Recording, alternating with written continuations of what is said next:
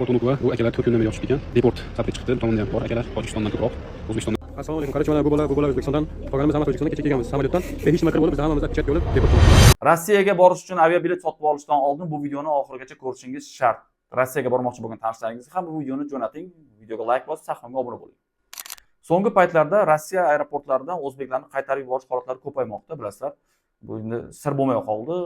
Faqat o'zbeklarni emas, Tojikiston fuqarolarini ham qaytarib yuborayotgan videolarga ko'zingiz tushayotgan bo'lsa kerak. Aviakassalardan Turkiyadan deport bo'lganman yoki Turkiyaga kirgizmay qaytarib yuborgan, Rossiyaga bora olamanmi deb so'rasangiz, ular bilmaymiz deyishadi. Mantiqqa olib qaraganda bizdan so'rasangiz ham, meni o'zimning ham bitta aviakassam bor, biz ham bilmaymiz deymiz, chunki biz aviakassalar yoki aviakompaniya sizni A nuqtadan B nuqtaga yetib olishingizga javob beramiz. Ya'ni bilet haqiqiyligiga, bagajiga, samolyot uchishiga kabi savollarga javob beramiz. Uchmay qolsangiz, misol uchun holatiga qarab biletni vazorat qilib berish yoki boshqa ko'chirib berishga javob beramiz. Lekin sizni kirishingizga javob bera olmaymiz. Endi nimaga Turkiyadan deport bo'lgan odamlarni Rossiya kirgizmayapti?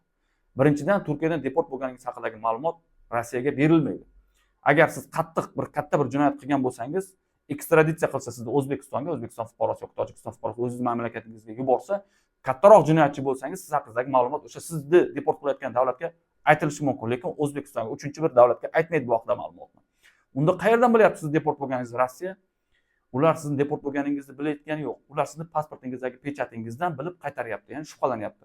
Sizni pasportingizda Turkiyaga kirib chiqqaningiz haqida pechat bo'lsa yoki Misrga kirib chiqqaningiz haqida pechat bo'lsa, Rossiya aeroportlarida sizdan shubhalanib, istalmagan yo'lovchi deb qaytarib yuborish holatlari kuzatilishi mumkin. Ya'ni hammaga ham shunday bo'ladi deb ayta olmayman, chunki Rossiyaga shaxsan o'zim mana Turkiyaga borganman, Ozarbayjonga borganman. Men bemalol kirib chiqqanman Sochiga. Men tanishlarim bemalol kirib chiqqan Rossiyaga. Endi biz ko'proq davlatga borganmiz. Biz borgan paytda bunaqa narsalar yo'q edi. Yaqinda borib kelganlar ham bo'ldi. O'sha 5-6 ta davlatga borib kelganlar Rossiyaga bemalol kirdi. Lekin faqat Turkiyaga borib kelgan yoki faqat Qohiraga borib kelganlardan shubhalanib qaytarib yuborish mumkin. Buni har ehtimolga qarshi oldini olish uchun O'zbekistonda bo'lsangiz, pasportingizni yo'qoldi yoki yirtildi yoki yaroqsiz holga keldi, o'g'lim chizib tashlabdi deb yangi pasport olib olish.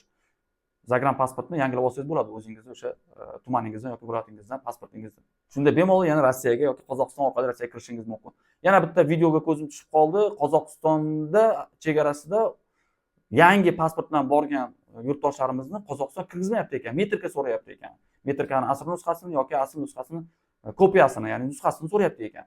Buni ham har ehtimolga qarshi qilib oling. Agar sizda pasportingizda Turkiya pechati yoki Misr pechati bo'lsa, pasportingizni yangilasangiz, Qozog'iston orqali bormoqchi bo'lsangiz yoki Rossiyaga to'g'ridan-to'g'ri bormoqchi bo'lsangiz, tug'ilganlik haqida guvohnomangizni asl nusxasini yoki kopiyasini olib oling. Bir har ehtimolga qarshi ID kartangizni ham olib oling, chunki ularda shubha uyg'onishi mumkin. Videoni tanishlaringizga yuborib qo'ying. Rossiyaga borishdan oldin shu maslahatlarimizga amal qilsin. Shunda o'sha xarajatlarni oldini oladi, ortiqcha xarajatlarni shuncha joyda borib qaytib kelishni, chunki agar Rossiya kirgizmay qaytarib yuborsa, aytishlaricha 1 yilgacha kirgizmasligi mumkin ekan. Ya'ni qayta urinsangiz ham kirgizmay qaytarib yuborishi mumkin ekan. Bu haqida alohida video qilaman.